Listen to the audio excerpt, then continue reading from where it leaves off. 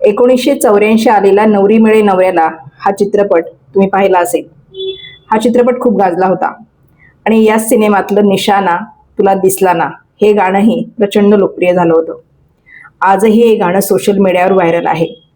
या गाण्यातील अभिनेत्री सध्या हिंदी इंडस्ट्रीमध्ये लोकप्रिय चेहरा आहे. ती सध्या काय करते चला तर जाणून घेऊया.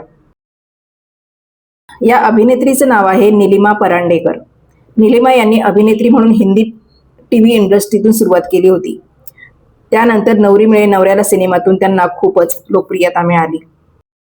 नवरी मिळे नवऱ्याला सिनेमात नीलिमा परांडेकर यांचा अशोक सराफ यांच्यासोबतचा डान्स खूप लोकप्रिय झाला.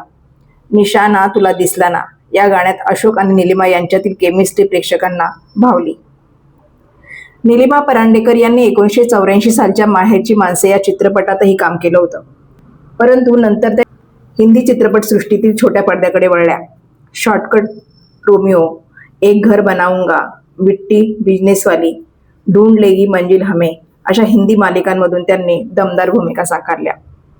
एक घर बनाऊंगा या मालिकेत त्यांनी साकारलेली मंगलादेवी शशिकांत गर्गची भूमिका खूपच हिट ठरली होती. एकूणच मराठीत सक्रिय नसल्या तरीही नीलिमा परांडेकर यांनी हिंदी टीव्ही इंडस्ट्रीत त्यांच्या अभिनयाचा ठसा उमटवला. नीलिमा यांनी नवरी मिळे नवऱ्याला या चित्रपटामध्ये रश्मी भाऊराव देशमुख ही भूमिका साकारली होती. त्यांची ती भूमिका आजही चाहत्यांच्या स्मरणात आहे.